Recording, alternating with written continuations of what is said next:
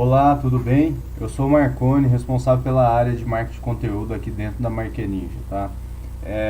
Esse vídeo aqui serve para uma orientação inicial, né, para você que está entrando agora para trabalhar conosco, certo?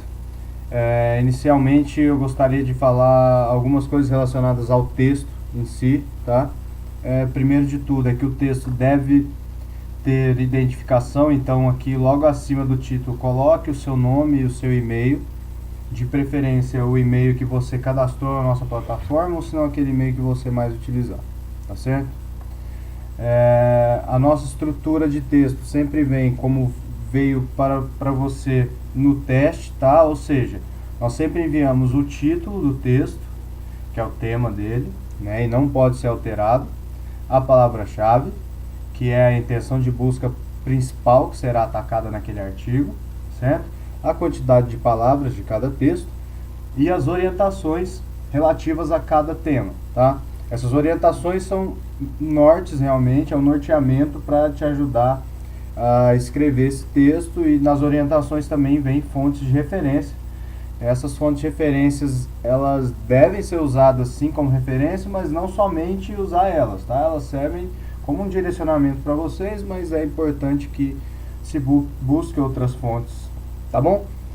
Muito cuidado apenas com a questão de cópia, tá? A fonte de referência, ela serve apenas como uma referência, mas você deve escrever com a sua palavra. Não copie nada nunca, tá ok? Além disso, em relação ao marketing de conteúdo, a gente precisa colocar, né, implementar algumas técnicas de SEO on-page no texto, tá bom? Essas técnicas são bem simples, não tem nada de muito difícil, tá? Nós temos aqui outros manuais que vão te ajudar nessa missão também, caso você não saiba, tá certo? Mas, basicamente, antigamente o Google, ele olhava o texto e ele buscava especificamente por essas tags, tá? Que nós vamos falar sobre elas daqui a pouquinho. E também pela palavra-chave. Então, o posicionamento da palavra-chave ainda é algo importante? É importante, mas antigamente era crucial, tá? Se você não colocasse a palavra-chave em determinados pontos do seu texto não iria ranquear. Mas, por outro lado, se você colocasse essa palavra-chave e usasse as tags corretamente, o seu texto iria ranquear muito facilmente, tá? Hoje em dia isso não acontece mais, então o detalhe mais importante aqui que eu quero para você agora, que está entrando como o editor da Markeninja, é: preocupe-se com a qualidade do seu texto, tá? O mais importante atualmente em relação ao texto é a qualidade dele. Então, chegou no final do seu texto, você viu que ele está bem escrito, que a leitura dele está fluida, está dinâmica, está agradável, show! Esse é o ponto, tá? Nós precisamos de textos bem escritos aqui e textos que sejam interessantes de se ler, tá certo? Então, voltando aqui, alguns pontos que precisam ser mencionados no texto. O primeiro deles é em relação à tag H2, tá? Tag H2 é essa tag que acompanha aqui o subtítulo, como vocês bem podem observar. Esse é o modo da tag H2, realmente é bem simples. Todo subtítulo precisa de tag H2, todos os subtítulos precisam, tá? Ela é importante para ajudar os softwares do Google na hora de fazer a leitura, tá certo? Eu sei que eu acabei de dizer que não é fundamental, realmente não é. No entanto, ajuda muito ao software do Google a olhar o texto de uma forma mais organizada, estruturalmente falando, tá certo? Então, por isso que é importante a gente utilizar tags H2, que faz parte das técnicas de SEO on-page, tá? Uma outra tag de SEO on-page é a tag H3, tá? E aí nós temos várias tags, temos tag H4, H5. Aqui a gente usa mais H2 e H3. No entanto, a H2 ela não vem mencionada, tá? A gente só coloca nas orientações, ó, primeiro subtítulo, coloque isso. E aí você vai usar aquele subtítulo entre essas tags, tá? A gente não pede para colocar a tag H2 porque pressupõe que a partir do momento que a gente fala subtítulo, você tem que entender que aquele subtítulo virá em tag H2, tá certo? Agora, o que vier entre tag H3 aqui, ó, que são subtópicos, aí sim, isso virá bem discriminado nas orientações, ó, coloque entre tag H3, isso, tá certo? De tags era mais isso, tá? Eu vou falar de mais alguns pontos agora de SEO homepage. O primeiro deles é posicionamento de palavra-chave, tá? A palavra-chave, ela deve aparecer basicamente em 4 pontos do seu texto. Esses 4 pontos são o título, que já vem pré-definido por nós, tá? Em pelo menos um subtítulo do texto. Então, geralmente a gente manda todos os subtítulos pré-definidos também, mas se não vier, você deve criar um subtítulo para o seu texto, tá? Todo texto precisa ter pelo menos um subtítulo, e nesse subtítulo precisa conter a palavra-chave, tá certo? Então, em pelo menos um subtítulo do texto, precisa ter a palavra-chave, tá? E se o texto tiver 5 subtítulos, tem que colocar ele em todos os subtítulos? Não, de forma alguma, tá? Mas depende de como vier nas orientações. Então, sigam sempre as orientações que virão nos textos, tá? Outro ponto que precisa colocar a palavra-chave, meta description. Essa meta description precisa colocar a palavra-chave. Ah, o que é meta description? Meta description é aquele mini resumo do texto que aparece lá em cinza. Quando você faz uma busca no Google, aparece aquela mini descrição logo abaixo das pesquisas, tá? Essa é a meta description, um mini resumo do texto. Ele também precisa conter a palavra-chave.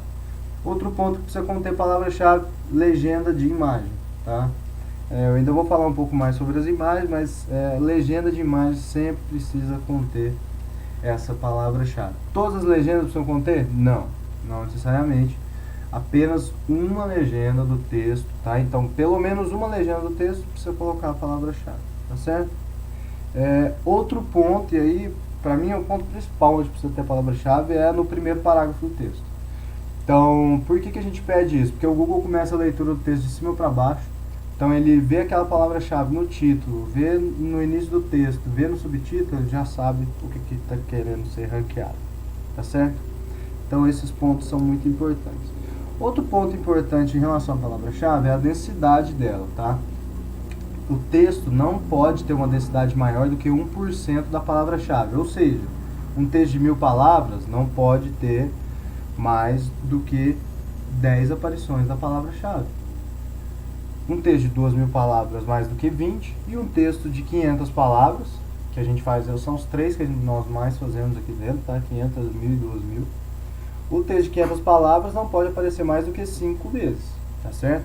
Por que isso? Porque se você coloca mais vezes a palavra-chave do que essa densidade, o Google entende que você está querendo burlar o sistema de classificação dele, forçando o aparecimento da palavra-chave, e ele desconta pontos, tá? Leia esses pontos aí entre aspas, porque não existe um critério de pontuação, existem critérios de classificação, tá? Então esse é um critério que faz você perder em classificação. Então muito cuidado com essa questão da densidade de palavra-chave também, tá certo? Outra questão muito importante em relação à palavra-chave são as variações dela, tá? Então muito importante que você use variações dessa palavra-chave, tá? Muito importante.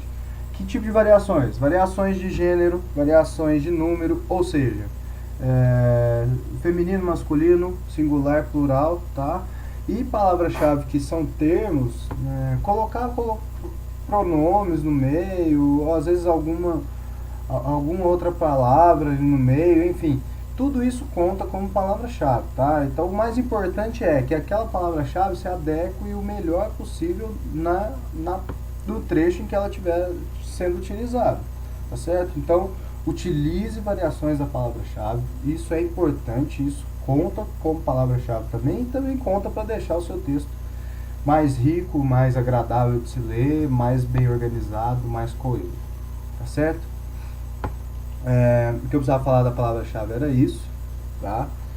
Vou falar agora das imagens. As imagens, nós trabalhamos aqui com um padrão de uma imagem para o texto de 500 palavras, 2 imagens para o texto de 1000 palavras e 4 imagens para o texto de 2000 palavras, tá certo? Esse é o padrão. Então, quando não vier nada na orientação, você deve seguir esse padrão da quantidade de imagens, tá? E quando vier? Quando vier, você utiliza a quantidade de imagens que vier na orientação. Então pode ter texto de 500 palavras que tenha 10 imagens? Pode. Basta isso vir na orientação. Então se isso vier na orientação, você siga o que tiver lá, tá? Nesses casos, nós pagamos um aumento de R$ 2,50 a cada 10 imagens, tá? Mas isso não significa que é 25 centavos por imagem.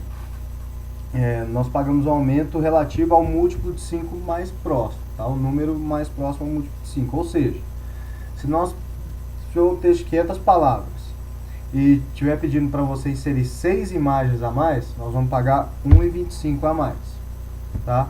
Se for um texto que tiver de 500 palavras, estiver pedindo para inserir 4 imagens a mais, nós vamos pagar os mesmos R$ 1,25 a mais, tá? Então é sempre o mais próximo. Se for 10 imagens a mais, é R$ 2,50 a mais que nós vamos pedir, tá? Nós vamos pagar. Desculpe, nós vamos pagar, tá? Se pedir 8 imagens a mais, nós vamos pagar R$ 2,50 a mais por essas 8 imagens, tá certo?